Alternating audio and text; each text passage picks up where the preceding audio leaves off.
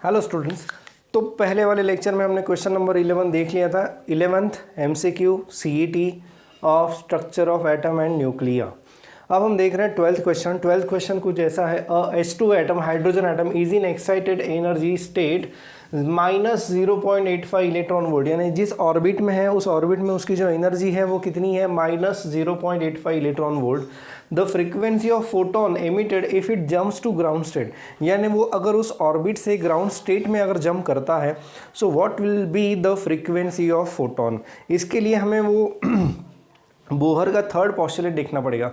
Bohr का third postulate क्या कहता है, if electron jumps from higher orbit to lower orbit it emits an photon having energy equal to energy difference between higher energy and lower energy.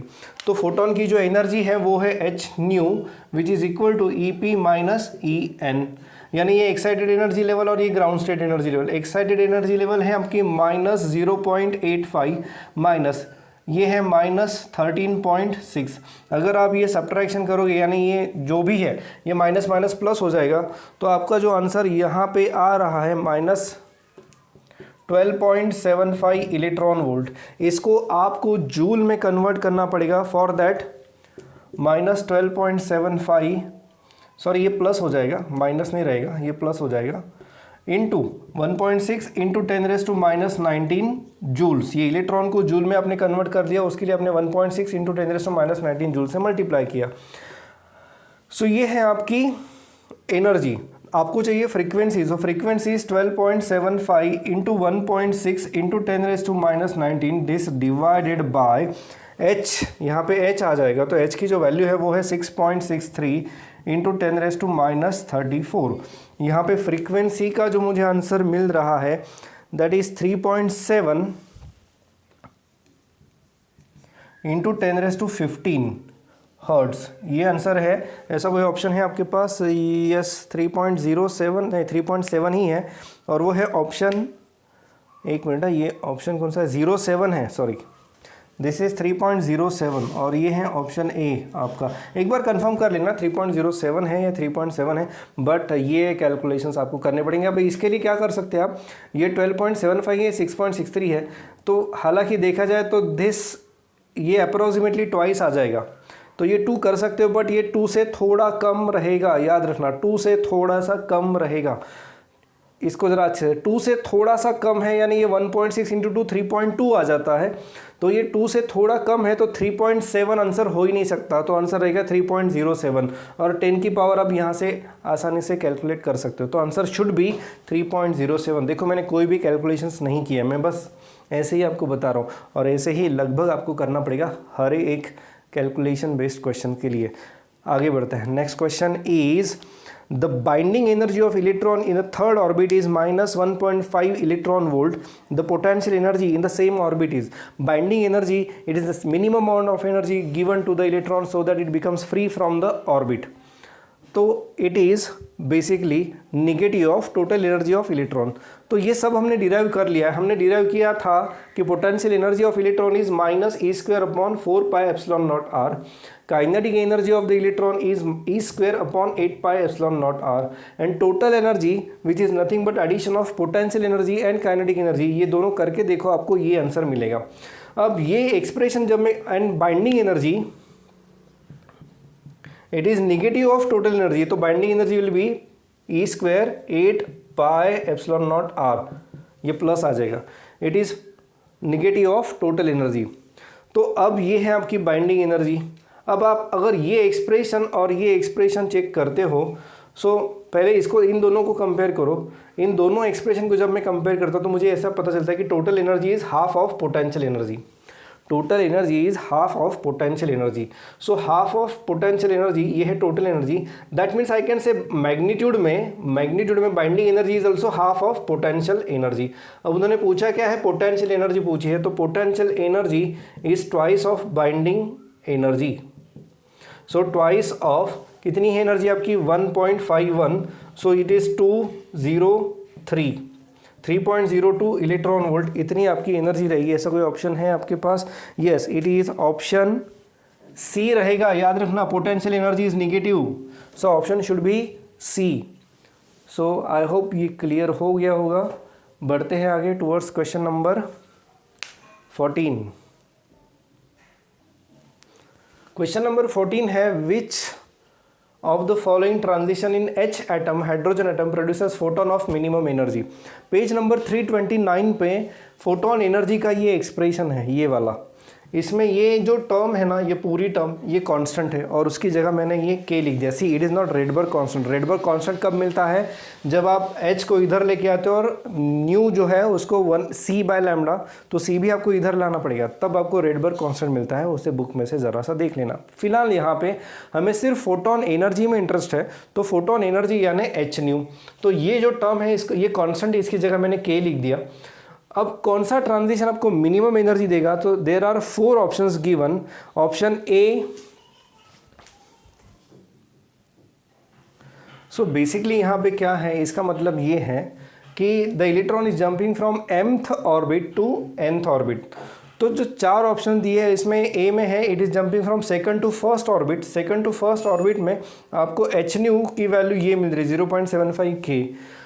B option में it is jumping from 6th orbit to 5th orbit, आपको H new की value मिल रही है 11k/25 into 36। और यहाँ पे it is jumping from 8th orbit to 6th orbit, यहाँ पे आपको आंसर मिल रहा है 28k/36 इंटू 64। और यहाँ पे electron is jumping from 4th to 3rd orbit, the energy you are getting is equal to 7k/9 into 16। अगर आप कंपेयर करोगे तो ये वाला जो ऑप्शन है ये सबसे मिनिमम है, इसकी वैल्यू सबसे मिनिमम है, इसलिए यहाँ का जो फोटोन है it will have minimum energy. But ये आपको करके देखना पड़ेगा। सो प्लीज़ ट्राई इट, इसे करके देखो। अगर कोई डाउट है तो आप पूछ सकते हो, बट इसके जैसे क्वेश्चंस आते हैं आपको। So be ready with such kind of questions.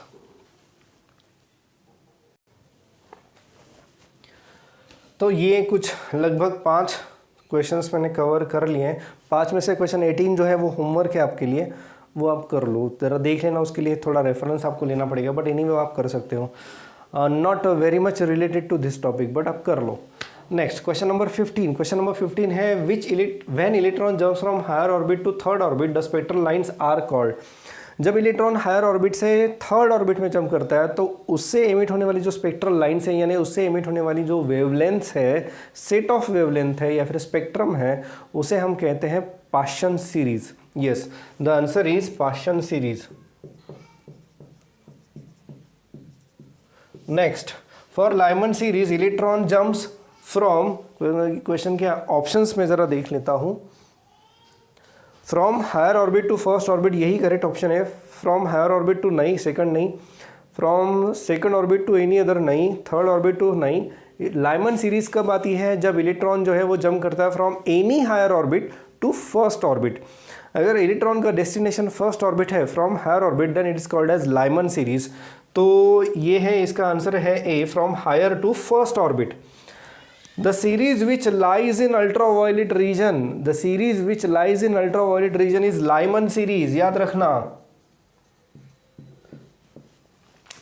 Next question number 20, which series is in infrared region। फिर से इसका भी आंसर है पाशन सीरीज।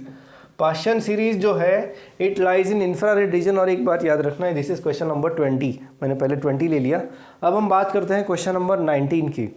तो क्वेश्चन नंबर 19 है if the mass of electron is reduce to half the Rydberg constant is. Rydberg constant का जो expression है वो है ये, m यानी mass of electron, e⁴ e यानी charge on electron, 8c is velocity of light, epsilon naught h³। अब उन्होंने कहा है कि अगर इलेक्ट्रॉन का मास आधा हो जाएगा तो रेडबर्ग कांस्टेंट, ऑप्शंस क्या है, अच्छा उसमें एक फ्रैक्शन में दिया आंसर। तो रेडबर्ग कांस्टेंट में क्या चेंज होगा? तो अगर मैं मास ऑफ इलेक्ट्रॉन को हाफ करता हूँ, सो इन दैट केस ये r dash, let it be r dash, ऐसा होगा तो नहीं, बस हमें इमेजिन करना है। सो r dash is m e⁴ divided by 2 8c epsilon not square h³, 2q m/2, क्योंकि मास आधा हो गया। यहाँ से सीधा सीधा पता चल रहा है कि it is r/2, it becomes half. It becomes half यानी इसका जो आंसर है वो है ऑप्शन बी।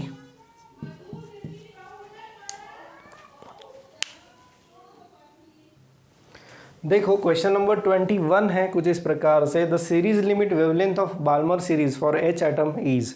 ठीक है, तो सीरीज लिमिट यानी मिनिमम वेवलेंथ, उसके लिए हम ये यूज़ करेंगे r इंटू 1/, बाल्मर है तो यहाँ 2 स्क्वायर माइनस 1/n स्क्वायर। अगर हमें सीरीज लिमिट चाहिए यानी मिनिमम वेवलेंथ, तो मिनिमम वेवलेंथ हमें तब मिलती है जब ये n की वैल्यू जो है ये इन्फिनिटी होगी।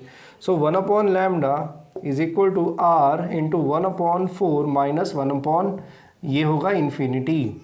सो ये इन्फिनिटी, ये 1/∞ 0 हो जाएगा। 1/λ is r/4, therefore lambda is equal to 4/r। ऐसा कोई ऑप्शन है कि आपके पास 4/r? Yes, we have option B. तो सीरीज लिमिट हमेशा जान लेना, it is a minimum wavelength of that spectrum. So minimum wavelength of that spectrum तब मिलती है when electron jumps from orbit having number of infinity. So infinity से जब वो इलेक्ट्रॉन ग्राउंड स्टेट में या करस्पॉन्डिंग ऑर्बिट में, करस्पॉन्डिंग वेवलेंथ है ना, बाल्मर की भी करस्पॉन्डिंग ऑर्बिट है, ground state orbit for Balmer is 2, for Lyman it is 1, for Paschen it is 3। So for Balmer it is 2, so ये 1/n स्क्वायर यानी इन्फिनिटी स्क्वायर यानी infinity, वो 0 हो जाएगा और आपकी जो वेवलेंथ आ रही है वो 4/r। आंसर बहुत ही ईजी आ रहा है क्योंकि ये इन टर्म्स ऑफ r उन्होंने पूछा है। अगर एक्चुअल वैल्यू पूछते तो हमें r की वैल्यू भी सब्स्टिट्यूट करनी पड़ती है। आगे के क्वेश्चन में हम करने वाले हैं। नेक्स्ट है question number 22। If r is Rydberg constant then energy of electron in first orbit is. So for this problem number 22, energy of electron is mz square e raised to 4। z square, अब यहाँ पे z is atomic number, तो hydrogen के लिए atomic number जो है वो 1 हो जाएगा। हाइड्रोजन एटम के लिए एटॉमिक नंबर 1 हो जाएगा, तो ये इसके कोई टेंशन नहीं है, ये हट जाएगा। m मास ऑफ इलेक्ट्रॉन, यहाँ पर ये है एनर्जी का expression, energy of electron in nth orbit. ठीक है, तो फर्स्ट ऑर्बिट की उन्होंने बात की है।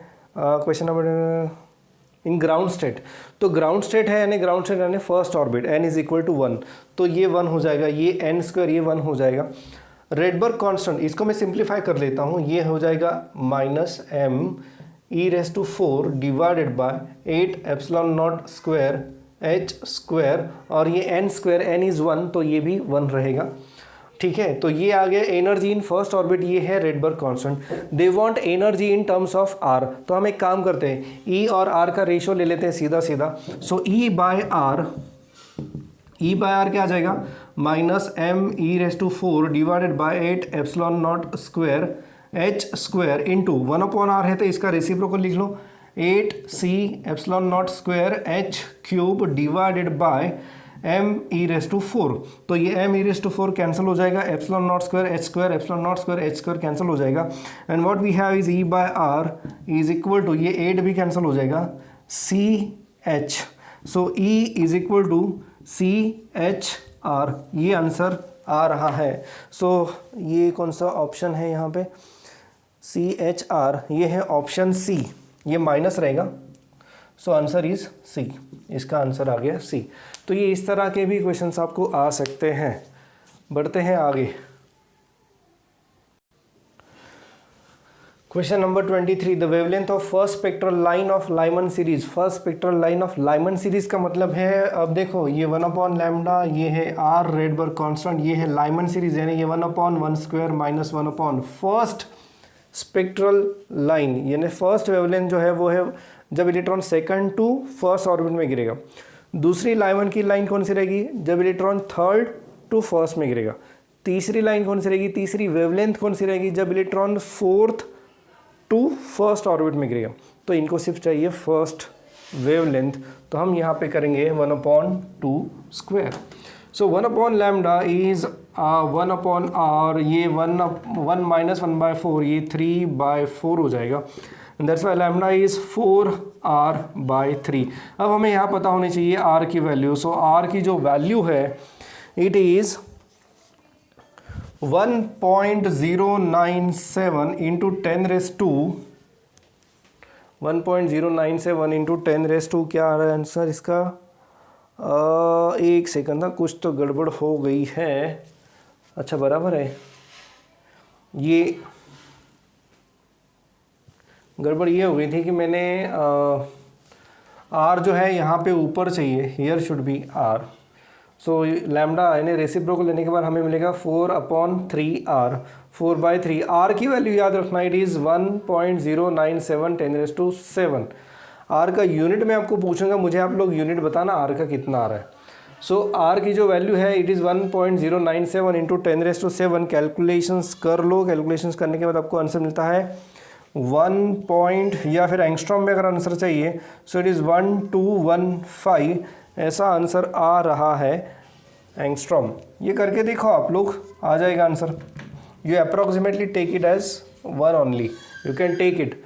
चलिए बढ़ते हैं आगे। नेक्स्ट क्वेश्चन फिर से थ्योरेटिकल है और इसमें थोड़े बहुत क्वेश्चन जो है वो they are related to nuclear and radioactivity. देखो, पेयर ऑफ आइसोटोपीज, कुछ एग्जांपल्स दिए हैं, कुछ 4 ऑप्शंस दिए हैं आपको और उसमें उन्होंने पूछे हैं pair of isotopes. So pair of isotope, now what do you mean by isotope? Isotope यानी 2 अगर एटम्स हैं, 2 डिफरेंट एलिमेंट्स के एटम्स हैं और उनका एटॉमिक नंबर सेम है, then they are called as isotope. So ऐसे डिफरेंट मेरे ख्याल से कैसे होंगे एलिमेंट तो सेम ही रहेगा क्योंकि एटॉमिक नंबर सेम है। तो ऐसा जो एग्जांपल है वो है, मुझे दिखाई दे रहा है 7n13 एंड 7n14। तो यहाँ हमें पता चलता है कि दोनों का एटॉमिक नंबर सेम है and that's why they are isotope. Next question है the alpha particle is same as. Alpha particle क्या रहता है? Alpha particle is basically helium nucleus. So इसका जो आंसर है वो है B, helium nucleus. Question number 26, the penetrating power of alpha particle is. इसके बारे में थोड़ा सा अभी हम डिस्कशन करते हैं। सो कुछ प्रॉपर्टीज़ है गैमा रेस की, अल्फ़ा पार्टिकल्स की, बीटा पार्टिकल्स की, जो आपके टेक्स्ट बुक में नहीं दी है, ये प्रीवियस सिलेबस में था। अब देखो, हमने देखा है कि gamma rays they are having minimum wavelength, यानी पूरे स्पेक्ट्रम में वेवलेंथ की जितनी भी वेवलेंथ है, इट में भी अल्ट्रा वायलेट, इंफ्रारेड जो भी है, या फिर एक्स रेज, तो गैमा रेस की जो वेवलेंथ है वो एक्स रे से भी कम है। So they can penetrate anything, that means they can penetrate even 25 centimetre thick wall of metal. So उनकी पेनिट्रेटिंग पावर बहुत ज़्यादा है। उनसे थोड़ी कम है बीटा पार्टिकल्स, क्योंकि बीटा पार्टिकल्स है तो वो इलेक्ट्रॉन्स है या फिर पॉजिट्रॉन्स है। So they can penetrate, but वो इतनी मेटल की जो थिक वॉल है उसे वो पेनिट्रेट नहीं कर सकते, तो उनकी पेनिट्रेटिंग पावर थोड़ी कम हो जाती है। अल्फ़ा पार्टिकल जो है उसकी साइज़ इलेक्ट्रॉन से भी बहुत बड़ी है, तो अल्फ़ा पार्टिकल की पेनिट्रेटिंग पावर बहुत ही कम है और इसीलिए penetrating power of alpha particle is least. इसका आंसर रहेगा लीस्ट। हालांकि ये पेनिट्रेटिंग पावर का जो पॉइंट है ये आपके टेक्स्ट बुक में नहीं है, बट ये प्रीवियस टेक्स्ट बुक में था, इसलिए क्वेश्चन भी यहाँ पे आ गया। बढ़ते हैं आगे टूवर्ड्स द नेक्स्ट क्वेश्चंस।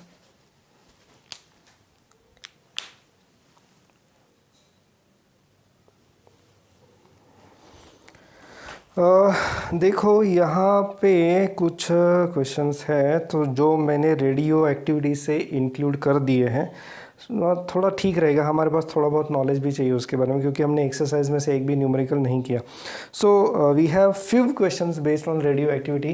पहला है the velocity of gamma radiation is of the order of. Gamma radiation यानी दे आर इलेक्ट्रोमैग्नेटिक वेव्स, तो इलेक्ट्रोमैग्नेटिक वेव्स यानी लाइट वेव्स, तो जो वेलोसिटी लाइट वेव्स की रहेगी वही वेलोसिटी इनकी रहेगी।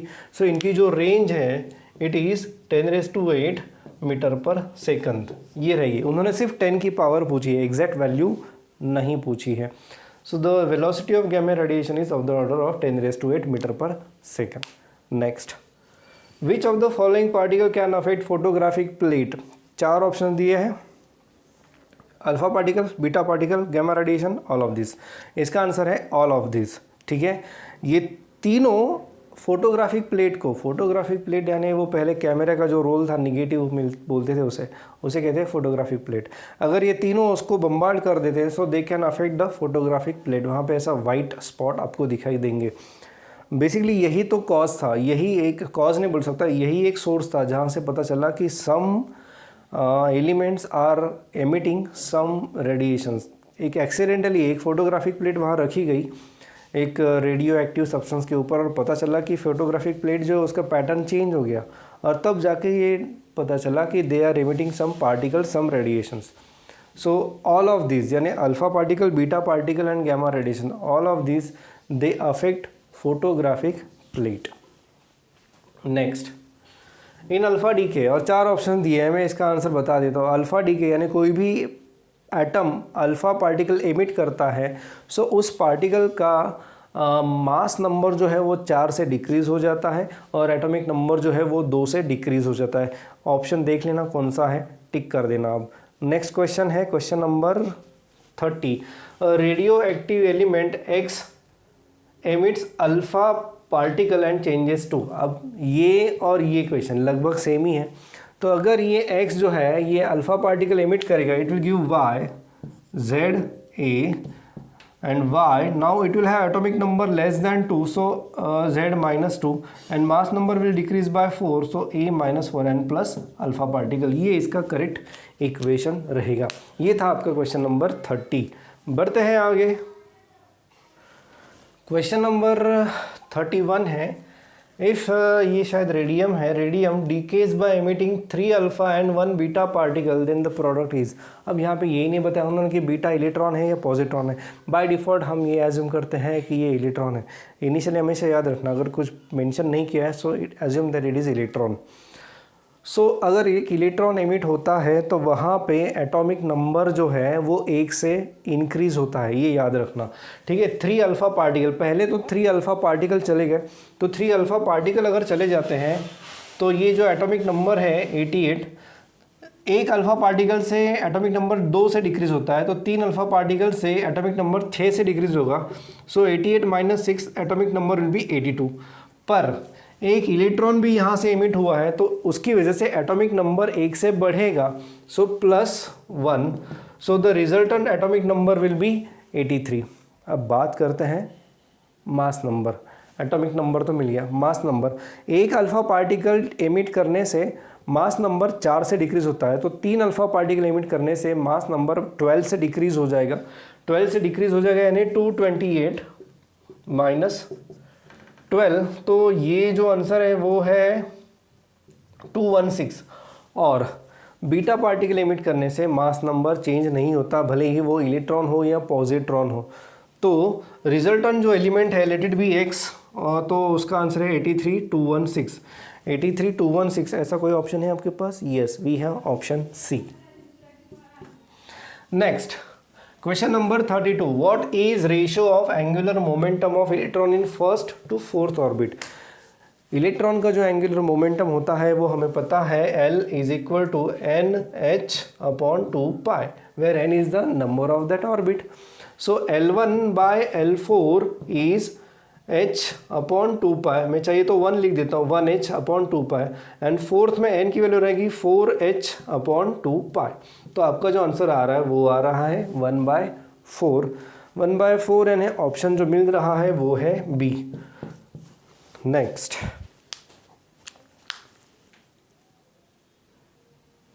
क्वेश्चन नंबर 33 जो है वो होमवर्क है क्योंकि वो बहुत ही सिंपल है। आगे बढ़ते हैं क्वेश्चन नंबर 34 के ऊपर। What is ratio of radii of nuclei of 2 atoms having mass number 27 and 125। Very very important topic, छोटा सा टॉपिक है आपके टेक्स्ट बुक में। पेज नंबर मैं आपको बता देता हूँ, पेज नंबर है 331, इक्वेशन है 15.13। So radius of nuclei of atom is r is equal to r0 a raise to 1/3, where r0 is constant. और इस r0 की वैल्यू जो है ना वो भी मैं बता देता हूँ। r0 की जो वैल्यू है इट इज़ 1.2 इंटू 10⁻⁻15। r0 की जो वैल्यू है इट इज़ 1.2 इंटू 10⁻⁻15। हालांकि यहाँ पे रेशो पूछा है, so r1/r2 is r0 a1 raise to 1/3 divided by r0 a2 raise to 1/3। ठीक है, सो r0 यहाँ पे कैंसिल हो जाएगा, a1/a2 रेज टू 1/3। अब देखो यहाँ पे क्या आ रहा है 27/125। ये दोनों का अगर क्यूब रूट हम लेते हैं तो 27 का क्यूब रूट आएगा 3 और इसका आएगा 5। आपका आंसर आ रहा है 3/5। 3/5 3/5, ऑप्शन इज डी। ये भले ही बहुत छोटा टॉपिक है बट बहुत इंपॉर्टेंट है। बढ़ते हैं आगे। Next an atom having mass number 64, radius of the nucleus, its radius, इसकी रेडियस पूछी है यहाँ पे। सो फिर से वही एक्सप्रेशन हम यूज़ करते हैं, R is equal to R0 a⁻⁴ 1.2 into 10⁻⁻15 metre है ये। ए मास नंबर है इसका कितना 64, सो ये 64⁻⁴ 64 है, आई मीन 64 का जो क्यूब रूट है दैट इज़ 4, सो ये 1.2 इंटू 10⁻⁻15 इंटू 4, ये 12 4s आर 4.8 इंटू 10⁻⁻15 मीटर। ये आपकी रेडियस है, किसकी रेडियस है, न्यूक्लियस की, नॉट एटम। एटम की ये रेडियस नहीं है, it is the radius of nucleus. Nucleus की साइज़ यहाँ से हमें पता चलती है। सो ये थे लगभग 35 क्वेश्चन। शायद क्वेश्चन बहुत इजी होंगे आपके लिए, बट चलेगा, इजी है तो इट इज़ गुड। बट अभी और एक असाइनमेंट आपको इसकी मिल भी जाएगी। सो इसकी प्रैक्टिस भी आपको करनी है। कहीं पर भी किसी न्यूमेरिकल में कुछ गड़बड़ हो गई है सो लेट मी नो। ये चैप्टर में से रेडियो एक्टिविटी ये पार्ट हटा दिया है, न्यूक्लिया का भी थोड़ा सा पार्ट उन्होंने हटा दिया है, बट फिर भी जितना हो सके आप प्रिपेयर करो। और फिलहाल तो ये चैप्टर अभी ख़त्म हो गया है and we have only one chapter remaining, that is semiconductor. So do study well for this chapter.